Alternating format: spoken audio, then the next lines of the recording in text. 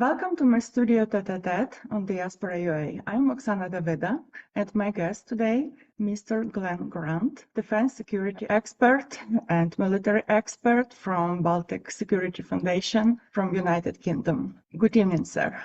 Yeah, good evening. Nice to see you again.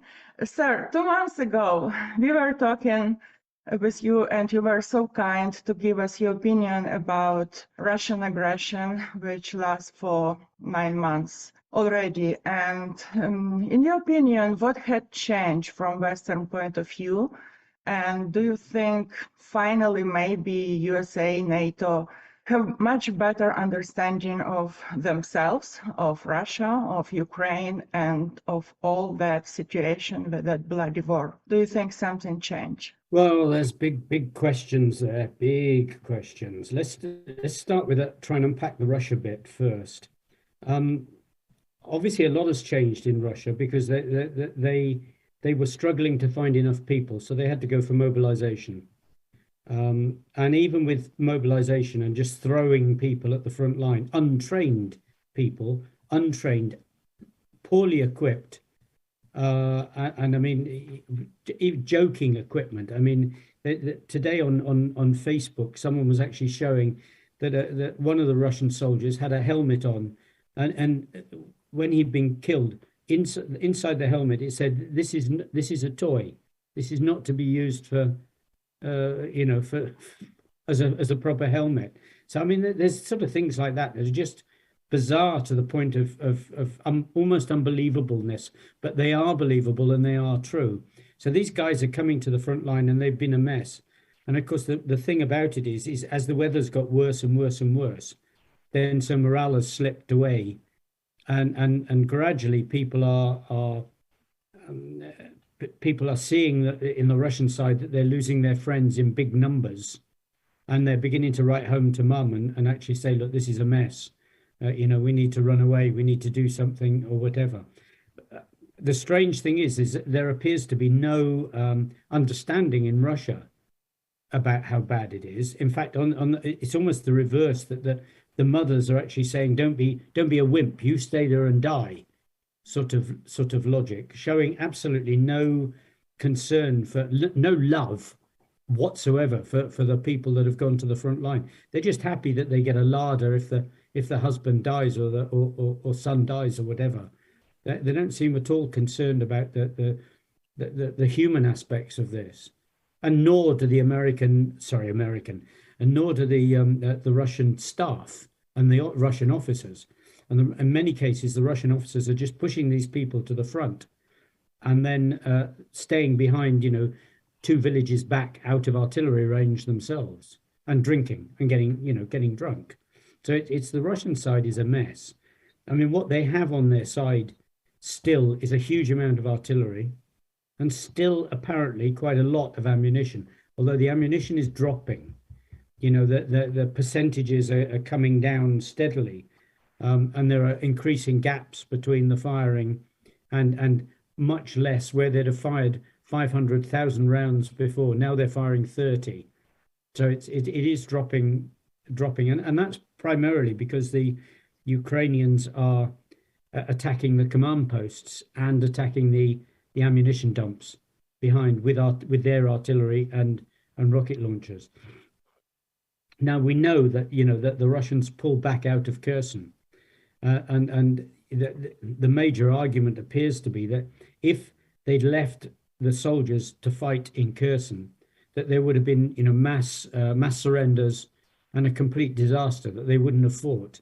And that would have then meant that Russia did not have those soldiers, and there were quite a lot of them, because they'd have given up. So they pulled them back over the river to defensive positions on the other side of the Dnieper. But the war still goes on, and the war still goes on because they're firing artillery along the whole front every day, but they're not firing necessarily at Ukrainians. They're firing at villages. They're trying to trash everything that is, human about Ukraine. So buildings, they're firing at schools, they're firing at anything to do with power utilities, and just generally building blocks where people might be living. and they're still fighting. They're still trying to attack in this area about from 50 to 100 kilometers north of Donetsk on the old, what used to be called the ATO, anti-terrorist organization front line, where the trench lines are. And they're still attacking quite a lot in those areas, which is really quite strange. And someone asked me today, actually, why are they attacking there? And the only thing I can come up with is Putin said so. You know, that's got to be something like that, or because if they're trying to take over the Donetsk area, then the last thing you want to do really is to start pushing in places where Ukraine is clearly defending well. That makes no logic, unless, of course, what they're trying to do is just tie down as many Ukrainian soldiers as possible so that they don't get attacked themselves somewhere else. Goodness knows. But anyway, the war continues. What's going to happen next with Russian forces? Well, morale is particularly low. And in many places, it's worse than low, because in the freezing weather, soldiers are actually literally dying in trenches of hypothermia because they're not properly equipped. They've got no winter clothing in most cases. The exception seems to be that the Wagner group, who appear to have got money and spent money on the people that they've got, so that they're better equipped. But of course, the Wagner group, a lot of them are now ex-prisoners. And ex-prisoners do not make good soldiers necessarily. And some of them are slipping away. So they're actually sort of capturing them and killing them when they slip away, which is not a good way of enthusing people to fight for your country. So there we have that. Moving to the US and NATO, and do they understand the Russian side? No. I see no evidence that either NATO or US really understands what they're dealing with. And do they understand themselves better? I'm not sure of that either. I'm certainly within NATO. I really don't believe they understand how to deal with the complexity of the NATO organization. And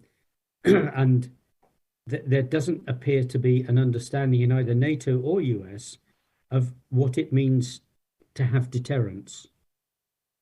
And actually, how do you deter Russia?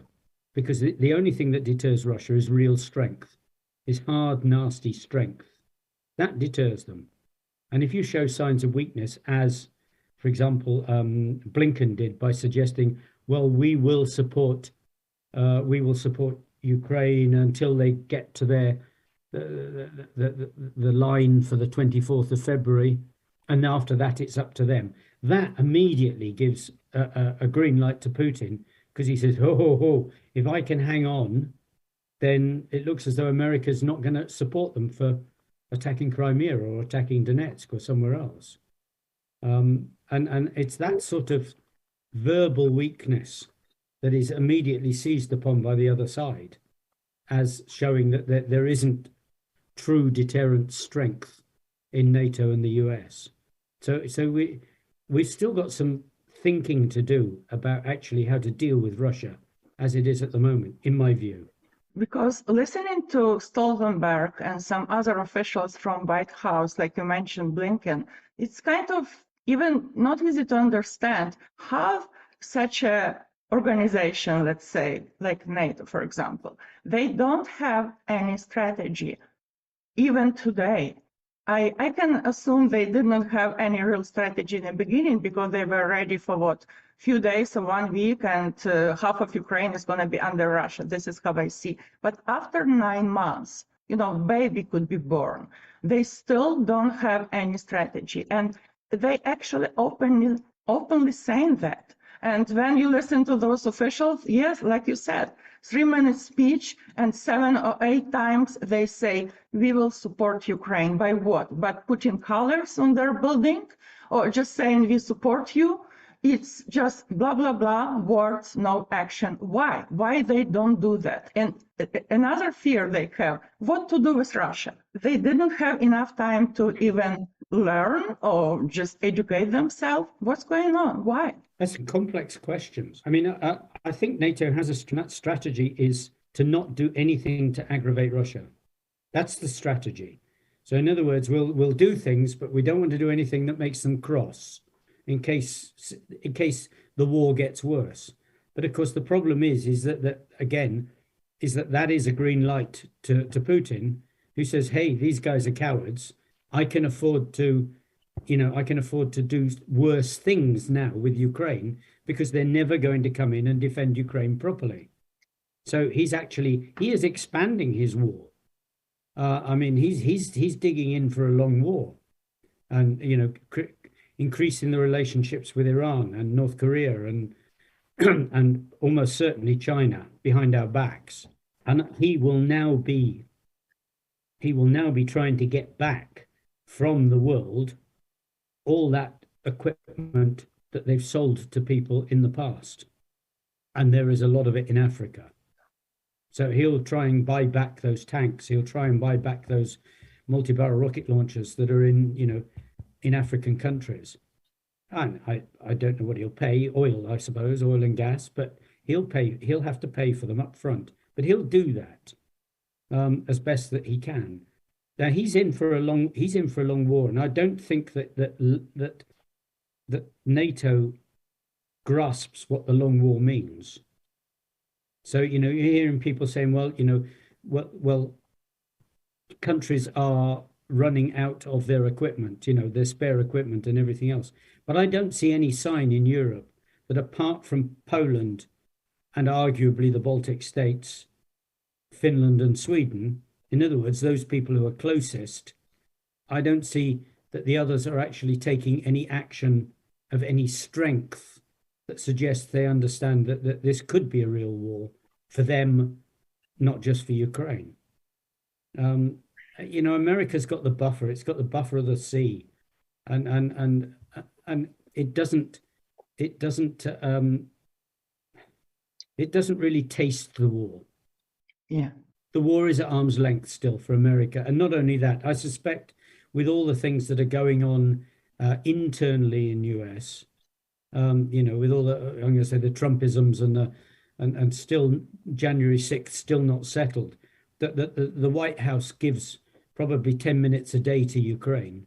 And then it's, okay, yeah, let's do that. But there's not any real depth thinking about how to win this war. You can hear that from Miley. I mean, Miley's, he's the boss, the military boss. I've not heard a single thing from him from the beginning that shows he grasps about how to win this war. On the contrary, it's the other way around. He's acting like a fey politician of, let's get this stopped, let's sort this out in other ways, let's have negotiations. Well, that's not what someone of his status should be doing for dealing with a European war. We got to win this. And I don't sense that solidness. I do in UK to a degree, which is slightly outside of the others, and the stubbornness of UK is still there. But then it's being left at as I said, Sweden, Finland, Baltic states, Poland, Czech Republic, because they remember what it was like being in the Soviet Union. Still, they were invaded themselves. They lost lots of people. But bizarre, Hungary, which was also invaded, is supporting Russia. I mean, yeah. Where's the logic? Exactly. And we all conservative Americans, especially Ukrainian Americans, we non-stop criticizing White House and President Biden because we see he's not helping enough. He doesn't understand situation. He doesn't have strategy. He can, but he doesn't want Ukraine to win fast.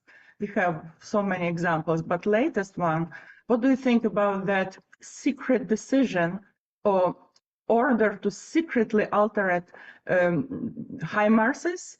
And that word secretly, it's the most annoying, because how you can do such a thing to prevent Ukrainians firing on supposedly Russian territory secretly. So our guys are ready to do their job, and oh my God, 1 second they realize it's not going to do that job.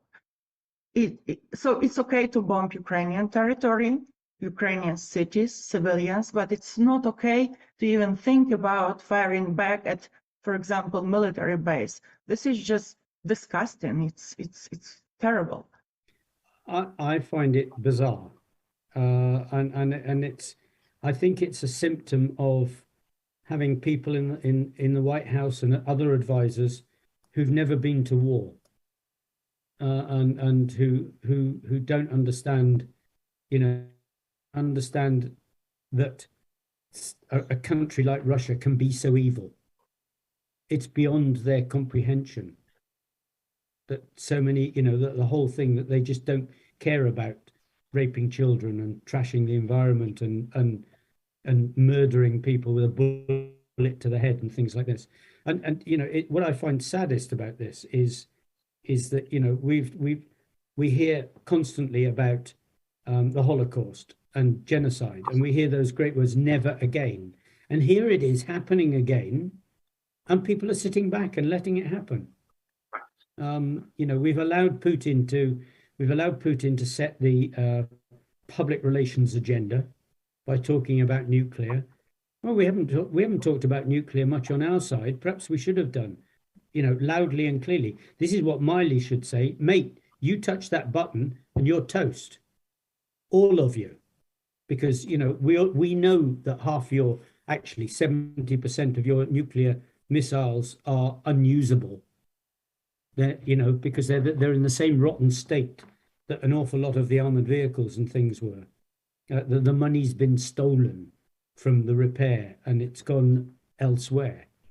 So they know they're not in a condition to do anything clever. I mean, look at Putin previously, before the war, before the major part of the war, talking about their hypersonic missile that's going to go all the way from Russia to America in 3 nanoseconds. Excuse me, where is it? It's just a bluff. And their new tank, where is it? Doesn't exist. It's dead on its feet. So there's all these wondrous things that people have been worrying about, and they don't exist. It's a hollow, it's a completely hollow country, and we're giving it time to sort itself out, which is not very sensible at all. It isn't sensible. Yeah. And I just got one example recently through some news, which tells us how full world is looking at war in Ukraine. It was actually shocking to me because it's about Apple company. They declined offer of Deep State, that famous map site, which we can use to see what's going on the front line, which I think very useful, very precise, and it's used by many people, even like journalists and military people. So that Deep State map, they call, in some probably leftist people in Apple, they call it racist map.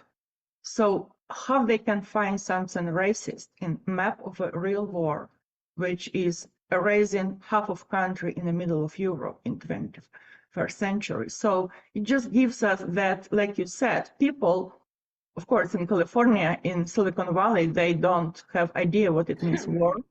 They don't want even to understand. And even having that mobile app on their Apple store, they think it's racist because of what? You think they protect Russia, or they just don't want to be involved? Or what can be racist in that terrible bloody war on territory of Ukraine? So you've got to understand that in places like Silicon Valley, there are quite a lot of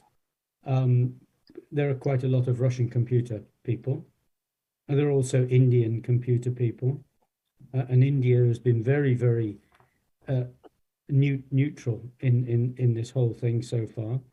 So it's not as though this is both the strength and the weakness of the United States of America, that you get all the best from all over the world to come and work there, but then they also bring their cultures with them. And at times like this, those cultures get drawn to the top.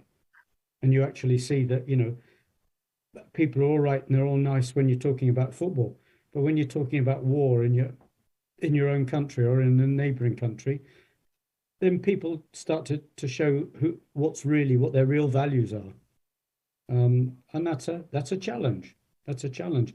But that's a challenge that frankly needs strong leadership from the top in US. Because if you don't have strong leadership from the top, then you're just a mass of competing cultures.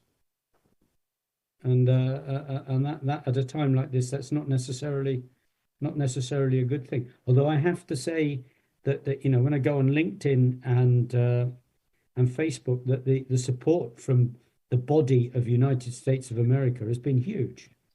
From Yeah. Mr. and Mrs. Joe Average, it's been huge, and very, very positive and very, very, very straightforward in support. So it's not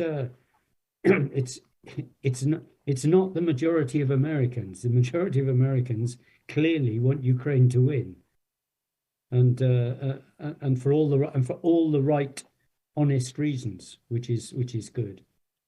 But this is a difficult time. It's a difficult time, it's a difficult time when you've got people that really are frightened of the whole thing. So today I was just writing to someone on Facebook, quite a long chat about Zelensky, and I said that he's supposed to be speaking to the European Union in a couple of days' time in Strasbourg, and I said he should travel and go there. And immediately someone came on and said, "Oh no, you can't. He'll be at great risk." And I said the only risk for him going to Strasbourg is the bad driving in the snow. Because there is no other risk. Russia is not going to be able to put together a hit team to go to Strasbourg and take out Zelensky. Apart from the fact he's got more bodyguards than you can shake a stick at, but it's just that sort of lack of understanding of the world. And then we went into the conversation, and I pointed out that during World War II, Churchill travelled all over the place. Churchill came and spent the whole of Christmas month with Roosevelt. A month with Roosevelt, talking to him about the war and planning and deciding what they were going to do and how they were going to do and what they were going to do next and everything else. And Churchill also flew, to meet Stalin. That flight all the way down across the North Africa and huge risk on the flight, but he still went.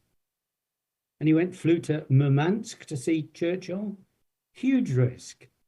So, that people have forgotten, I think, that this sort of thing, and maybe forgotten how to win a war.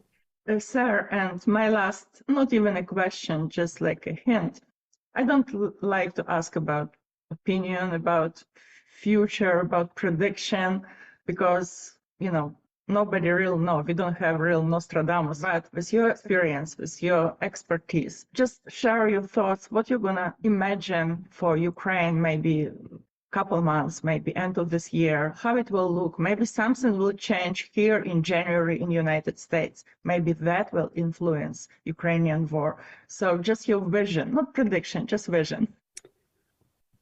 I think that the war is going to get more bloody. I don't think it's going to get less bloody, and I think that the attacks on Ukraine are going to continue in the same way, because Putin is basically saying he's going to, and his general is a killer general, so he'll want to do what he can. I don't see it expanding outside of Ukraine still for a while. I think it stays inside Ukraine, and then you have to say that the strength of the war on the Ukraine side does depend upon support from European Union and US and UK, no question about it. And it's how much energy those leaders put in.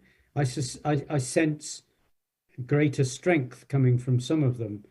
You might say from strange places like Sweden, who are actually beginning to realize that this is serious, I mean, we've still got, the nonsense of Macron and the nonsense of Scholz. And Scholz, okay, Scholz is giving stuff, but it is nowhere near what one would expect from a country the size and wealth of Germany. Nowhere near it, compared to, little Latvia, which has given effectively 50% of its defense budget to Ukraine. So, they really have pushed everything that they can in Ukraine's direction.